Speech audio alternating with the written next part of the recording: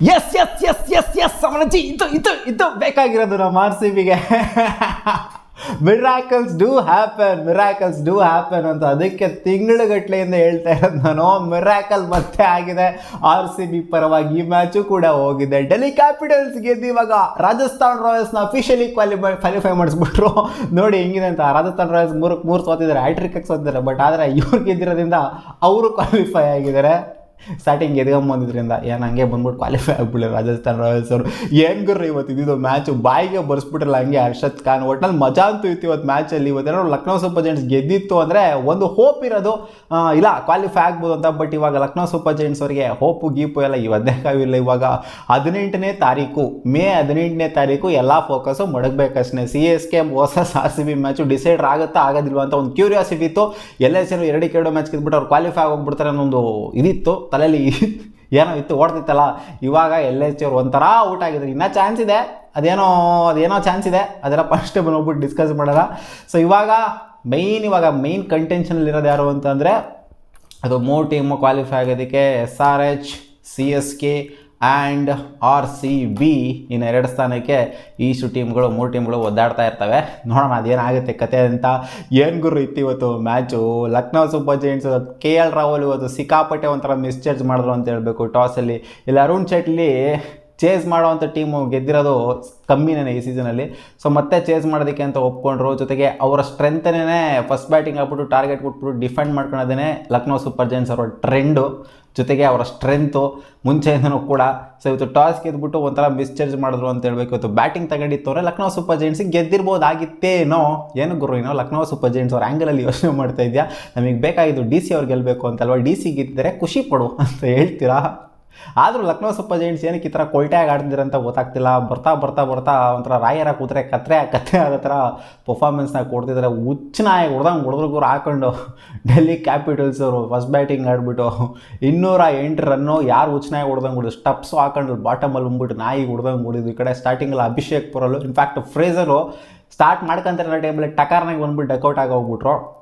Frazer ಅವರ wicket ಹೋಗ್ತಿದ್ದಂಗೆ ಏನಪ್ಪ ಇದು ಹಿಂಗಾಗಿ ಹೋಗ್ಬಿಡ್ತವು ಲಕ್ನೋ ಸೂಪರ್ ಜೈಂಟ್ಸ್ ಏನಾರು ಇವತ್ತು ಲಕ್ಕಿಗೆ ತಿರ್ಗಾಯ್ತಾ ಅಂತ ಅಂದ್ಕೊಂಡ್ರೆ, ಇಲ್ಲ ಗುರು ಇರ್ರಿ ನಾನು ಕೊಡ್ತೀನಿ ಅಂತ ಅಲ್ಲಿ ಬಂದ್ಬಿಟ್ಟು ಅಭಿಷೇಕ್ ಪುರಲ್ ಕೊಟ್ಟಿದ್ದು. ಜೊತೆಗೆ ರಿಷಬ್ ಪಂತ್ ಅವರಿಂದನೂ ಕೂಡ ಒಂದು ಚಿಕ್ಕ ಕಾಂಟ್ರಿಬ್ಯೂಷನ್, ಶಾಯ್ ಹೋಪ್ ಅವರಿಂದನೂ ಕೂಡ ಒಂದು ಚಿಕ್ಕ ಕಾಂಟ್ರಿಬ್ಯೂಷನ್, 30+ ಕಾಂಟ್ರಿಬ್ಯೂಷನ್ ಕೊಟ್ಟರು. ಆಮೇಲೆ ಬಾಟಮಲ್ಲಿ ಬಂದ್ಬಿಟ್ಟು ಚಚ್ಚಿದ್ದು ಹಾಕೊಂಡು ಹಂಗೇನೆ ಸ್ಟಪ್ಸು.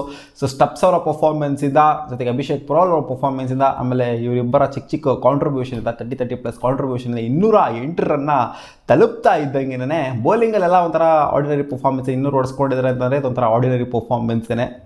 ಲಕ್ನೋ ಸೂಪರ್ ಜೈಂಟ್ಸಿಂದ ಚೇಸ್ ಮಾಡೋದಕ್ಕೆ ಅಂತ ಬರ್ತಾರೆ ಲಕ್ನೋ ಸೂಪರ್ ಜೈಂಟ್ಸು. ಟಕ 4 ವಿಕೆಟ್ ಹಂಗೆ ಸಲೀಸಾಗಿ ಇಳಿಸ್ಕೊಂಡು ಹೋಗ್ಬಿಟ್ರು. ಓಪನರ್ಸ್ ಇಬ್ಬರೂ ಕೂಡ ಕ್ವಿಂಟನ್ ಡಿಕೋ, KL ರಾಹುಲ್ ಏನು ಆಡ್ತಾ ಇದ್ದಾರೆ ಮಗ. KL ರಾಹುಲ್ಗೆ ಅದೇನೋ ಗೊತ್ತಿಲ್ಲ, ಅದೊಂಥರ ಹೇರ್ ಸ್ಟೈಲ್ ಹಾಕೋ ಸೂಟ್ ಆಗ್ತಿಲ್ಲ ಅಂತ ಕಾಣಿಸುತ್ತೆ. KL ರಾಹುಲ್ಗೆ ಮುಂಚೆ ಹಳೆ ಹೇರ್ ಸ್ಟೈಲ್ ಇಟ್ಕೊಂಬರ್ಬೇಕು.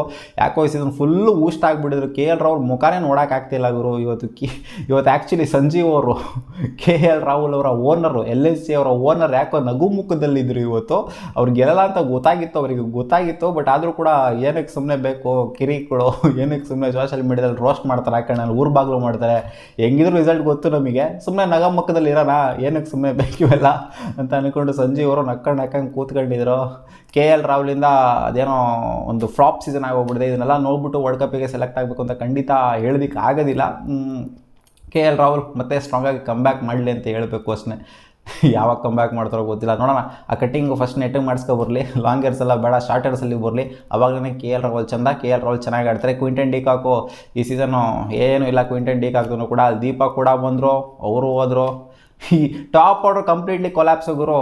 ಮಾರ್ಕಸ್ ಸ್ಟೋಯ್ನಿಸು ಬಂದರು, ಅವರು ಹೋದರು. 4 ಜನ ಅಲ್ಲಿ 30 ರನ್ ಕೂಡ ಹೊಡೆದಿಲ್ಲ. ಅಲ್ಲಿ 4 ಜನ ಸೇರಿಕೊಂಡು ಅಲ್ಲಿಂದನೇ ಅಲ್ಲೇ ಕೊಲ್ಯಾಪ್ಸ್ ಆಗೋಗ್ಬಿಟ್ರು. ಅಲ್ಲಿ 4 ವಿಕೆಟ್ ಹೋಗ್ತಾ ಇದ್ದಾಗ ಇಶಾಂತ್ ಶರ್ಮಾ ಏನು ಗುರು ಬೌಲಿಂಗ್ ಪರ್ಫಾರ್ಮೆನ್ಸ್. ಇಶಾಂತ್ ಶರ್ಮಾ ಅವತ್ತು ಟರ್ನ್ ಮಾಡಿದ್ದು ಅಂತ ಹೇಳಬೇಕು ಮ್ಯಾಚ್ನ. 3 ಕ್ರೂಷಿಯಲ್ ವಿಕೆಟ್ಸ್ನ ಅಲ್ಲಿ ತೊಗೊಂಬಂದು ಕೊಟ್ಟಿದ್ದು. ಸ್ಟಾರ್ಟಿಂಗೆಲ್ಲ ಟಾಪ್ 4ಅಲ್ಲಿ 3 ವಿಕೆಟ್ ತೆಗೆದಿದ್ದು ಇಶಾಂತ್ ಶರ್ಮಾನೇ. ಸೊ ಅವರ ಕಾಂಟ್ರಿಬ್ಯೂಷನ್ RCB ಫ್ಯಾನ್ಸ್ಗಳೆಲ್ಲ ಇಶಾಂತ್ ಶರ್ಮನ್ಗೆ ಇವತ್ತು ಕ್ರೆಡಿಟ್ ಕೊಡಬೇಕು, ಹಂಗೆ ಸ್ಟಪ್ಸಿಗೆ ಕ್ರೆಡಿಟ್ ಕೊಡಬೇಕು. ಯಾಕಂದರೆ ಸ್ಟಪ್ಸು ಈ ಕಡೆ ಒಂದು ವಿಕೆಟ್ನು ಕೂಡ ತೆಗೆದಿದ್ದಾರೆ, ಆ ಕಡೆ ನಾಯಿ ಹೊಡೆದಂಗೂ ಕೂಡ ಹೊಡೆದಿದ್ದಾರೆ. Heroes of the match Ishant Sharma and Stubbs ಅಂತ ಹೇಳಬೇಕು. ಮೇಯ್ನಾಗಿ ಸ್ಟಪ್ಸು, ಯಾಕಂದರೆ ಮೇಯ್ನ್ ಕಾಂಟ್ರಿಬ್ಯೂಷನ್ ಅವರಿಂದನೇ ಬಂದು ಬಂದಿರೋದು.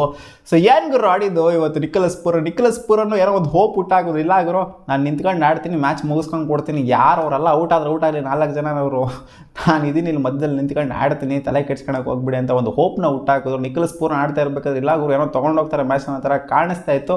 ಬಟ್ ನಿಕೋಲಸ್ ಪೂರನ್ ಯಾವಾಗ ಔಟ್ ಆದ್ರೋ ಅಲ್ಲಿ ಕಾನ್ಫಿಡೆನ್ಸ್ ಸಿಕ್ಕಾಪಟ್ಟೆ ಲೋ ಆಯಿತು. ಅರ್ಷದ್ ಖಾನ್ ಬಂದಿದ್ದು ನಂಬರ್ 8 ಗುರು. ನಂಬರ್ 8 ಬಂದಂಥ ಬ್ಯಾಟರ್ ಏನು ಕಾನ್ಫಿಡೆನ್ಸ್ನ ಹುಟ್ಟಾಕಿದ್ದು, ಮ್ಯಾಚ್ನ ಮುಗಿಸ್ಬಿಡ್ಬೋದು ಗುರು ಇವರು ಅನ್ನೋ ಥರ ಕಾನ್ಫಿಡೆನ್ಸ್ನ ಹುಟ್ಟಾಕಿದ್ರು. ಬಟ್ ಅವ್ರಿಗೆ ಮ್ಯಾಚ್ ಮಾಡೋದಕ್ಕೆ ಈಚೆ ಪಕ್ಕದಲ್ಲಿ ಯಾರೂ ಇರಲಿಲ್ಲ, ಅಲ್ಲಿ ನಾನ್ ಸ್ಟ್ರೈಕರ್ ಎಂಡಲ್ಲಿ ಯಾರೂ ಇರಲಿಲ್ಲ.